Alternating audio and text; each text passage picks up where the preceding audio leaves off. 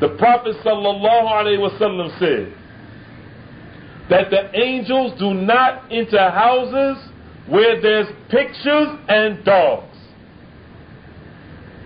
The angels do not enter houses where there's pictures and dogs. And he continued by saying, surely the angels are offended and harmed by that which the human beings are harmed and offended. So let's listen, brothers and sisters. If the angels don't enter a house where there are pictures, then who is entering the house when they don't come in? The shayateen, the jinn. A house that Allah has not mentioned is a house that is dead. A house where Allah is mentioned is a house that is alive. A house where you have pictures hanging or the TV playing is a house where the angels don't go. And a house where you have the TV playing and music playing, wallahi al-azim, is a house where shaitan is. How could you have Surah Al-Baqarah playing in one room and Salt and Pepper playing in another room? How? The Prophet sallallahu alaihi wasallam, he has given us some dua.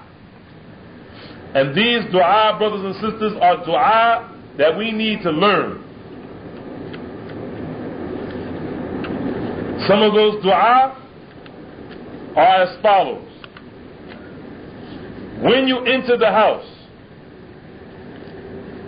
the Prophet sallallahu alaihi wasallam has informed us to say, or he said, إذا دخل الرجل بيته فذكر اسم الله تعالى حين يدخل وحين يطعم قال الشيطان لا مبيت لكم ولا عشاء هاهنا وإن دخل فلم يذكر اسم الله عند دخوله قال أدركتم المبيت وإن لم يذكر اسم الله عند مطعمه قال أدركتم المبيت والعشاء. The Prophet sallallahu alaihi wasallam said, when a man or woman enters into their houses and they remember Allah by saying Bismillah or one of the appropriate dua, at the time that they enter, and also if they say Bismillah, at the time that they eat, or they mention the name of Allah at the time they eat, Shaitan says that there's no place for me tonight to spend, to sleep, and there's no food for me here. What does that tell you, brothers and sisters? That tells you, number one, that Shaitan sleeps. He takes rest. And he also eats. That also tells you that if you don't mention the name of Allah when you enter your house, and you don't mention the name of Allah when you eat, we teach our children to say, God is gracious, God is good, and I thank Him for this food, amen. Is this from Islam? Is this from the Qur'an? Is this from As-Sunnah? Shaitan has just taken part with your child in eating. The person who enters his house and doesn't mention the name of Allah, Shaitan says, we have found with you a place of rest. And if he doesn't mention the name of Allah when he eats, he said, I have found a place for rest, and I have found a dinner, and I found a meal. This is how we develop an Islamic household, brothers and sisters. I guarantee you right now, I don't know, because I don't listen to that crap. I guarantee you right now, I don't know the artists either. But if I was to ask you, who are the top 10 artists, or the top 20 artists, in the back of the Jet magazine, and I know they're still putting it in there, even though I don't read it, because that's their program. The top 10 Jet magazine hits, and the top 10 artists. I know it's still there, because they're from Shaitan. They got to keep that thing going. I guarantee you, you know the background, you can hum the music, and you know all the lyrics. But if I were to ask you right now, to bring one authentic zikr or dua for eating, walking in the house, or leaving the house, I guarantee you couldn't do it. And you say you got an Islamic household. Brothers and sisters in Islam, we wasting time. We are wasting time. We are wasting our time. And at the same time that we're wasting, we're incurring sin. We are incurring sin. We are incurring sin and the displeasure of Rabbul Alameen, the Lord of the worlds. The Prophet sallallahu alaihi wasallam, he says, إذا خرج الرجل من بيته فقال بسم الله توكلت على الله لا حول ولا قوة إلا بالله فيقال له حسبك حسبك قد هديت وكفيت ووقيت فيتنحى له الشيطان فيقول له شيطان آخر كيف لك برجل قد هدي وكفي ووقي. The Prophet ﷺ said in authentic hadith collected by Abu Dawud and the Tirmidhi, when a person, male or female, leaves his or her house, they should say, Bismillah, Tawakkaltu ala Allah, I put my trust on Allah. There's no strength nor power except but Allah. It will be said to him, that is sufficient for you. You have been guided, you have been defended, you have been protected. Then Shaitan will turn and lean away from that person who says that when they leave their house.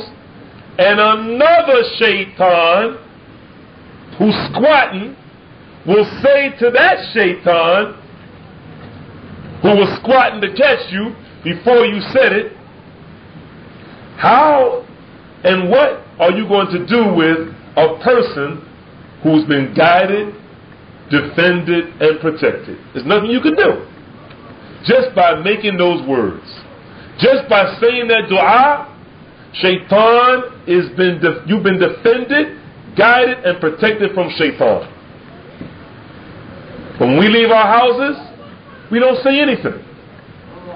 We leave our so-called Islamic houses, we don't say anything. You want your house to be Islamic? You should have miswak all over your house. You want your house to be Islamic? You got to buy miswak. Go down to the souk bookstore or wherever you can buy miswak and put it in your house. For the Prophet sallallahu alaihi wasallam, it was his sunnah from our mother Aisha, who said, كان رسول الله صلى الله عليه وسلم إذا دخل بيته بدأ بالسواك. When the Messenger of Allah entered into his house, alayhi salatu wasalam, he began using the miswak. So it would be a good practice, brothers, to make a little hole in your miswak, hanging on the side of the door maybe, to remind you, on a string. And when you come in saying Bismillah, Assalamu alaikum to your family, take the miswak and start cleaning your teeth. So you can get that reward of reviving the sunnah of the Messenger of Allah alayhi salatu, and making your house a household that is Islamic. The Prophet sallallahu alaihi wasallam said, لا تجعلوا بيوتكم قبورا إن الشيطان ينفر من البيت الذي تقرأ فيه سورة البقرة. Don't make your houses graveyards, for surely Shaitan flees from the house of which Surah Al-Baqarah is recited. This hadith is collected by Imam Muslim. Don't make your houses graveyards. What does this mean? That means that the obligatory prayers for the men is in the masjid. It's not permissible for you brothers to pray your 5 prayers in the house. It's not permissible for you to pray your 5 prayers on your job or in school unless you are in a situation where you can't get to the masjid. Other than that, it's wajib on you to make your 5 prayers in the masjid. And to make your sunnahs, it is recommended to make your sunnahs in the house, so you won't make your houses graveyards. As for the women, it is the best salah for her out of all the salah. So much so that the scholars of Islam are almost unanimously agreed that if she is in the Mecca hotel across the street from the Kaaba, it's better for her to make her salah, even though it's 100,000 times better at the Kaaba. It's better for her to stay in the hotel room and make her salat in the hotel room than go across the street and pray at the Kaaba. That's how important women staying in the house is. Because Allah says in the Qur'an, وَقَرْنَ فِي بُيُوتِكُنَّ وَلَا تَبَرُّجْنَ تَبَرُّجُ الْجَاهِلِيَّةِ الْأُولَى. And stay in your houses and don't wear the clothing or have the comportment of the people of the first times of Jahiliyyah. But now the script has been flipped. The men are in their houses and the women are in the masjids. Don't make your houses graveyards, for surely as shaitan flees from a house where Surah Al-Baqarah is recited. You might say, I don't know Surah Al-Baqarah. I haven't memorized it. The Prophet didn't say, sallallahu alaihi wasallam, for those who remembered it, memorized it and recited it. He said those who recite it. So if your wife has proficiency in reciting Surah Al-Baqarah, then let her recite Surah Al-Baqarah. If you have some proficiency in reciting the Qur'an and reading it, then you should recite Surah Al-Baqarah. If neither one of you know it and your children know it, let your children recite Surah Al-Baqarah in the house. It doesn't mean the whole surah. It means any part of Surah Al-Baqarah. If you don't have that, then get yourself an audio cassette tape or get yourself a CD, and the reciter doesn't matter. He can be Pakistani, Palestinian, black, white, it doesn't make any difference as long as he's reciting Surah Al-Baqarah. If you want your house to be Islamic, brothers and sisters, play Surah Al-Baqarah, recite Surah Al-Baqarah in your house. The Prophet ﷺ said, اقرأوا سورة البقرة في بيوتكم فإن الشيطان لا يدخل بيتا يقرأ فيه سورة البقرة. This hadith is collected by Imam al-Hakim in his Mustadrak. Read Surah Al-Baqarah in your homes, for surely Shaitan does not enter a house where Surah Al-Baqarah is read. You're arguing with your wife, you're arguing with your husband, you're running around the house screaming, saying, Shaitan is in the house, Shaitan is in the house. Play Surah Al-Baqarah and Shaitan will leave. Unless you're that Shaitan. Unless you're that Shaitan. And then if you play Surah Al-Baqarah, it'll still work. Because Shaitan is Shaitan. We're talking about tonight, brothers and sisters, how to develop an Islamic household. The next topic, Ta'aleem Ahl al-Bayt. Teaching the members of your house. Teaching the members of your house. It is obligatory that the man teaches his wife. And if he does not have the ability to teach his wife, he has to get a sister to come to that house who can teach his wife Islam.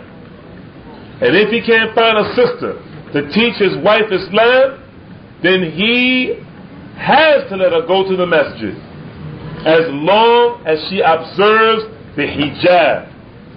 He has to let her go to learn her deen. I'd like to now give 6 etiquettes of learning and gaining knowledge that comes from our Shaykh al-Islam al-Thani, the second Shaykh al-Islam to Ibn Taymiyyah. His name was Ibn Qayyim al-Jawziyyah, rahimahum Allah. These are the 6 advices or 6 etiquettes that he gives for the people who want to learn Islam and gain knowledge.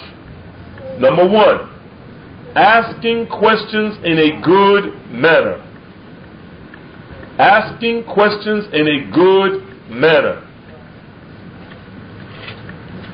Asking questions in a good manner. In other words, brothers and sisters, if you want to become a real student of knowledge, one of the first things you have to do in seeking knowledge is learn how to ask the question. I found this to be a very strange thing among American Muslims. We don't know how to ask the question of what's on our mind. So the person who you've gone to answer the question is confused. They don't understand what you're saying because we haven't even learned how to ask the question right. That's the first thing. The second thing, remaining quiet and listening attentively. Remaining quiet and listening attentively. If you want to gain knowledge, you got to be quiet and learn how to listen. Because if you back there talking while the sheikh or the student of knowledge is giving the class, how you going to gain the knowledge? You back there yak, yak, yak, yak, yak, yak, yak, yak, yak, yak. You don't hear what he's saying. You got a piece of what he was saying, and the person next to you doesn't get any benefit either. Number 3, understanding well. We have to ask Allah, brothers and sisters, to give us understanding of the deen. This is what we have to ask. Understanding well. Number 4, memorizing. Unfortunately, brothers and sisters in Islam, there's a phenomena that's going to destroy us that has crept up on us in the past 5 or 6 years. And that is, we have become addicts. Not addicts to crack, not addicts to methadone, not addicts to alcohol. We've become addicts to audio cassette tapes. We buy the tapes. No, let me back up. We go to the class, don't bring a notebook, don't bring a pencil or a pen, and we sit there without any note taking and buy tapes and don't memorize what the sheikh or the student said. Brothers and sisters in Islam, how can you consider yourself on the path of knowledge? How can you develop your home into an Islamic household and you don't memorize the Qur'an? You should be ashamed of yourselves. You've been a Muslim for 20 years and you're boasting, and you don't have 5 surahs with bad tajweed. I'll say it again. 20 years you've been a Muslim, you haven't memorized 5 surahs with bad tajweed. Wallahi al-azim, brothers and sisters, I was at a masjid one day where the imam led the salat like this. I swear by Allah, he led the salat like this. The imam, Allahu Akbar. I seek refuge with Allah, the Beneficent, the Merciful, from his rejected shaitan. In the name of Allah, the Beneficent, the Merciful. All praise is due to Allah, the Lord of the worlds, Master of the Day of Judgment, the most beneficent, the most merciful. Thee alone do we serve, and Thee alone do we... In English, with tajweed, Allahu Akbar. Now I know that most of us are not like this, but we're not that far from this. 20 years you've been a Muslim, and you know 5 surahs, but you know all the latest hits. You know all the latest jammies, backwards and forwards. You wake up on music. That's why you can't memorize. When your alarm clock goes off is Kiss FM. You go to sleep on Kiss FM. All through the house, vacuuming, cleaning, cooking. Kiss FM, or whatever the famous radio stations are that's pumping that shaitanic poetry. The Qur'an of shaitan. How do you expect to memorize the book of Allah when you have in vogue in your brain? How do you expect to memorize the book of Allah when you listen to Biggie Small? How? How do you expect to memorize the book of Allah, brothers and sisters in Islam? How? When you listen to music. Have you ever realized, have you ever thought, just once, why is it taking me so long to memorize? Why is it taking me so long to memorize one verse? Number 5, teaching. Once you gained a little bit of knowledge, brothers and sisters, you have to teach what you know. People are always asking me, like I'm some scholar, to really show you how far off the Muslims are. They think Dawud Adib is a scholar. That just goes to show you how dismal the Muslim situation is here in this city, or in this state, or anywhere in the United States. They actually believe that I'm a scholar. If that doesn't show you how far off we are, you don't know. I'm not a scholar. Brothers and sisters ask me all the time, Dawud, how is it that you memorize all those verses? And how is it that you memorize all those hadith? After the mercy of Allah, brothers and sisters, is because I teach all the time. I try to make my job, my occupation, teaching classes. Because after the mercy of Allah, brothers and sisters, there's no way in the world I can keep all this stuff in my head unless I keep giving it up. Keep giving it up. Keep giving it up. One of the best ways to gain knowledge, brothers and sisters, is to teach it. Sit down with your families, brothers. Turn off the TV. I really want to tell you to take a brick and throw it at the screen. But I don't want to seem like a fanatic. Just turn off the TV, at least in Ramadan. How can you consider yourself seekers of knowledge, teaching your family? You break your fast after 14, 15 hours, 16 and a half hours of fasting, or less or more. You go home and you turn on the TV. And you consider yourself fasting, sitting there looking at, what is her name, Kylie Chong? How can you say you fasting? Oh, well, it's nighttime, Akhi. Puffing a cigarette, looking at TV. And you call that an Islamic household. But it's not daytime anymore, Akhi. Brothers and sisters in Islam, if we want to make our homes Islamic, we have to teach our families and teach the Muslims what we learn, even if it's one ayah. And lastly, and this is the fruit of teaching, acting upon the knowledge and keeping within its limits. Acting upon what you taught and keeping within its limits. And with that, we're going to end it with some questions, inshallah, and there will not be any questions after the salah, inshallah. We're going to let everyone go home and not belabor the issue so they can start developing their homes into Islamic homes, inshallah. So they can go home and start implementing some of these things. And we ask Allah subhanahu wa ta'ala to make us of those who implement what we learn. I'm going to turn around now, inshallah, to see if there's anything in the bucket from the sisters. Alhamdulillah, the sisters are upstairs now. The questions come down from this nice Islamic chute. Oh, and I call it Islamic because it is a chute used to get closer to Allah by the questions of our women. Alhamdulillah. And we ask Allah subhanahu wa ta'ala once again to make us of those who don't say things with our tongues that we're going to regret. Because a person will say something with his tongue that he has no concern of the weightiness of it, and the Prophet ﷺ said that it will send him into the hellfire for a period of 70 autumns, 70 fall seasons long. the thing that we say with the tongue, that we don't take any weightiness for it whatsoever. First question from the sisters, just came down from the chute. You stated that if you say Bismillah when entering and eating, the shaitan says he has no place for rest or meal. Does this mean if you throw food away, you are not feeding the shaitan because you said Bismillah when eating and entering? No, this does not mean that.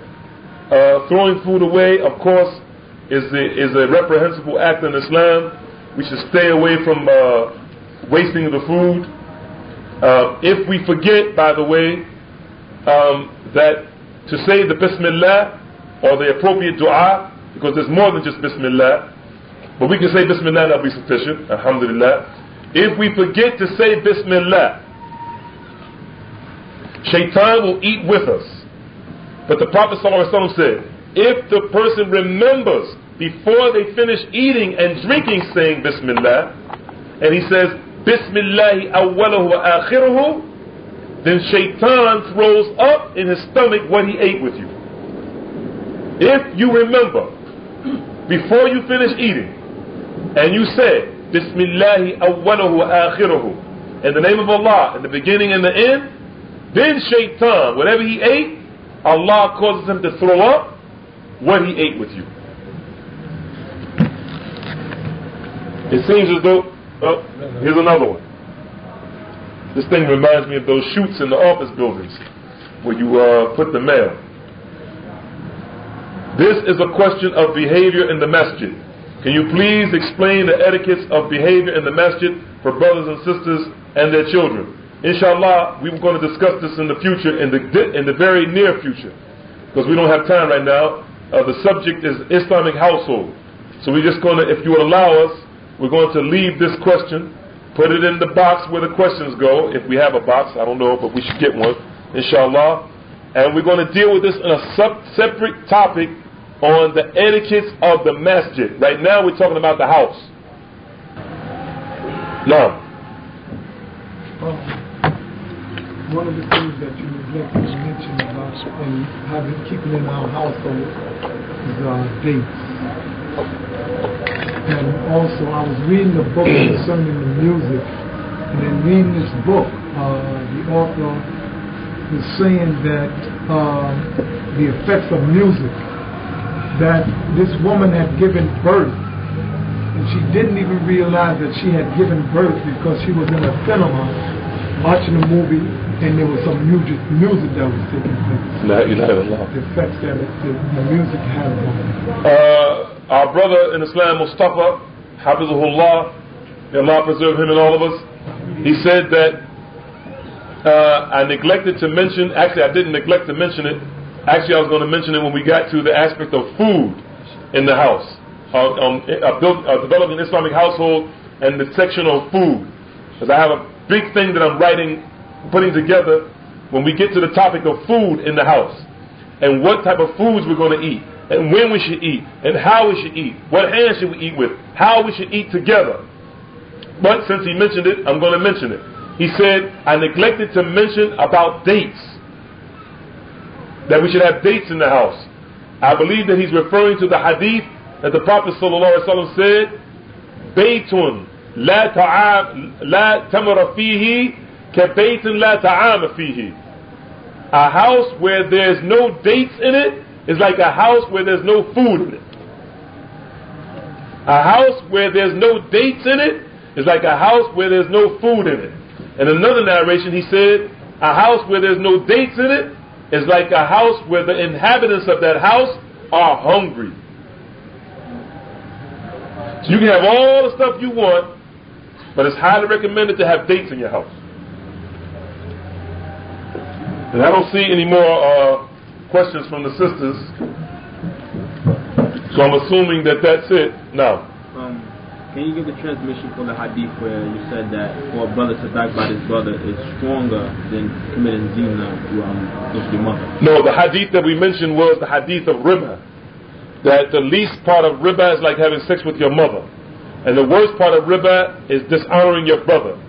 So dishonoring your brother is backbiting. So can you give the transmission where the collection? Inshallah, I'll give it to you after salah. Any other questions about this? No. Say you have somebody in your house, be it your wife or someone who's living with you, a niece or something, who is new to Islam, just took their shahada and such. You know, we seem like pretty weird folks to them. Do you have any advice on how to, do we try to bring them along slowly, or, because I just have like a thing inside of me that says you don't want to beat up somebody with a lot of hadith that they don't, that they're just not ready for yet. You're talking about a person who lives with the kuffar live in their home. But they recently took their shahada, so they're not familiar with Islam. They're trying, but for example, say they're they have a lot of pictures around the house. It's permissible to have the pictures in a drawer or something like that. Is that right? But well, for the first thing, I think you're mentioning about a person who is living with a new shahada. Right. The best thing that I would tell you in a nutshell, the person who's living with someone who just took shahada, is the best way to deal with it is just your actions. It's just be the best Muslim that you can for the pleasure of Allah, not to bring them to closer to Islam, but for the pleasure of Allah, and then to let them see that this is Islam. Instead of talking so much, just be a good Muslim. As for the pictures in an album or otherwise, the ulama say that even that's not permissible. Those who mention the hukum of pictures in the house say the pictures is better for you to get rid of the album altogether. That's what they say, and Allah knows best. I don't think there's any more questions from the sisters. There's one more, and now. The first point on the and we're 3 minutes over the time for the salat to advance, so inshallah. The first point on the etiquette of learning, you mentioned about asking questions, and in doing that, I think we should caution us about asking too many questions. Yes. He mentioned about the first of the 6 etiquettes of learning and getting knowledge of how to ask the question. He said we should also mention asking too many questions. We ask too many questions. And of course, asking too many questions is going to be relative to the person. Because some people may be new in Islam and they need to know. And you know when you ask them too many questions, and you know when you try to cause problems. And Allah knows better than you. These are the last 2 questions from the sisters. You stated the worst thing is to dishonor your brother and sister in Islam by means of backbiting, etc. How should one address someone who calls you a criminal when they themselves are criminals? Is it possible? This is an important question. Can we just wait for the adhan just 2 minutes? Inshallah, is it okay? Call the adhan and answer the question. Yeah. Okay, call the adhan then. He's going to call the adhan and then we'll answer the question, inshallah. We'd like to answer this question, inshallah. These last 2 questions from the sisters. The first one, the sister said, you stated the worst thing is to dishonor your brother or your sister, like for instance in backbiting. How should one address someone who calls you a criminal when they themselves are criminals or sinners? That is sinners.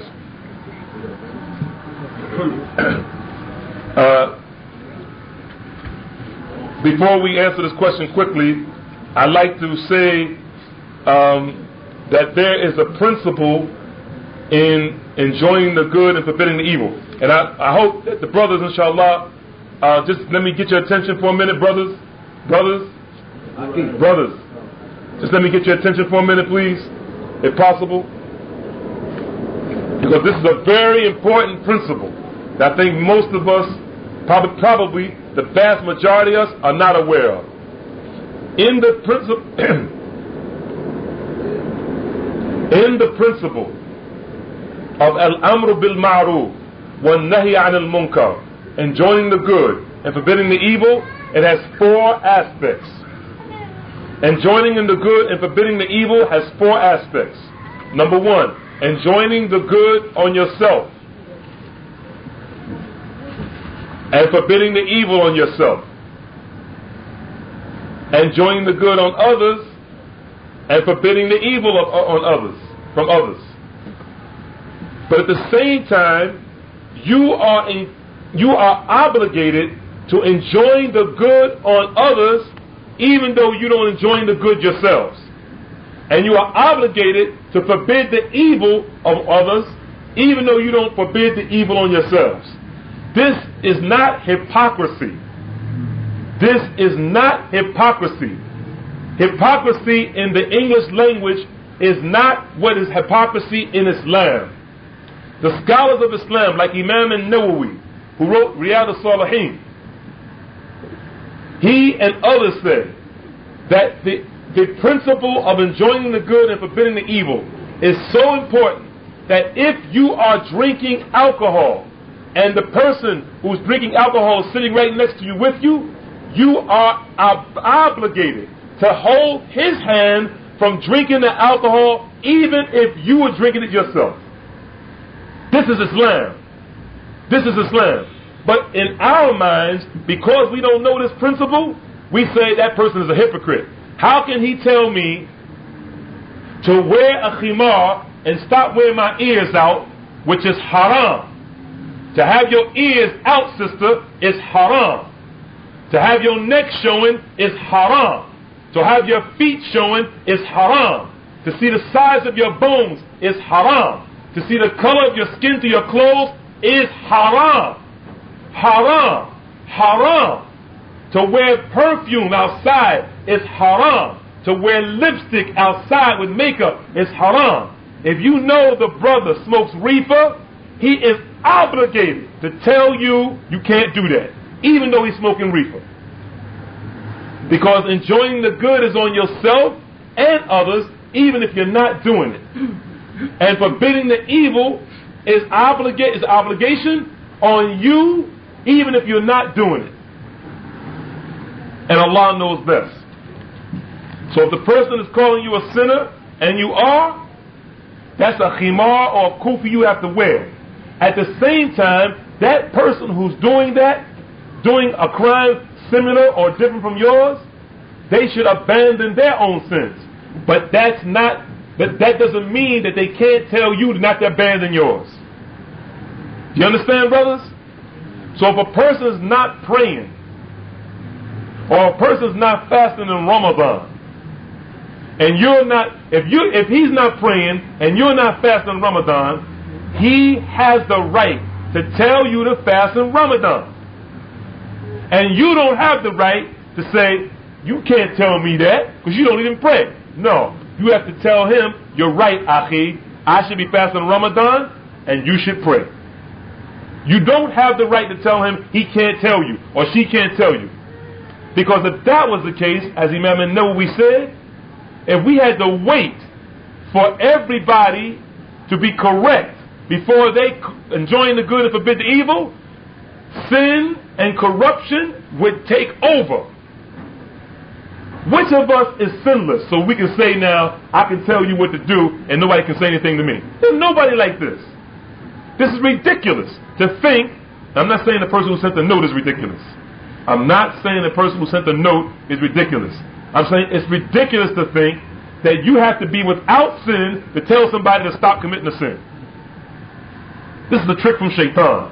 And the last question before we pray: when there is no firm foundation, such as male role models, how are sisters to raise and deal with their sons until Allah makes it so that there is a male figure? In other words, how should single women handle their sons? I tell you, sister, this may not sit right with you, but some sisters, I don't totally agree with brothers taking other sisters' sons out, like a big brother's thing. I don't totally agree with it. I see some defects in it. I'm not saying it's totally wrong. Some of us do this. But I see some defects in sisters giving their sons to brothers to take them out. And we don't have time to discuss the defects that I personally see in it. But what I would suggest is that the imam of the masjid should be confronted with the situation, and that the sister should strongly, after standing up at night into tahajjud and fasting and begging Allah, she should strongly consider getting or looking for marriage. I cannot understand why a sister would be turned off if she's been married 2, 3, 4 times and they went bad, or she got a raw deal or whatever, would make her not want to get married again, but still wants a male figure to look after her children or her sons. I would advise that sister to ask Allah, stand up at night and ask Allah to give her a good husband, and along with that, talk to the imam of their respective masjid so that they can confront their imam, so their imams can deal with the situation of single sisters who have sons who need role models. But the ideal situation is to advantageously and zealously look for a husband. Because in reality, the brothers are not responsible for your sons. In that sense, they're not responsible for your sons. And some of them, out of the goodness of their hearts, neglect their own sons, taking care of your sons. And this is not fair. So inshallah, we ask Allah subhanahu wa ta'ala to give you, sister, you specifically, we ask Allah subhanahu wa ta'ala to give you the best of husbands in this life. Ameen. Ameen. We ask Allah subhanahu wa ta'ala to specifically you, sister, to give you the best husbands in this life. Ameen. And we ask you, oh Allah, to give this sister who asked this question the best of husbands in this life. وصلى الله وسلم وبارك على نبينا محمد وعلى آله وصحبه أجمعين.